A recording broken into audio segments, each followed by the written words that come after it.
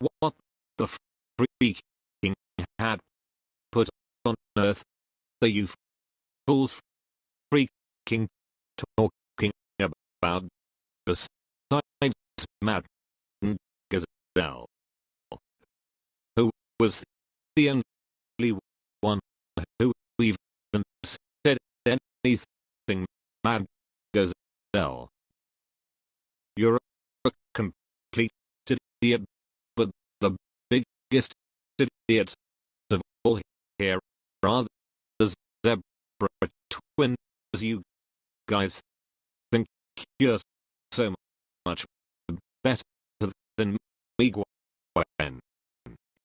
In reality, you're just little mistakes of your mother shouldn't have had.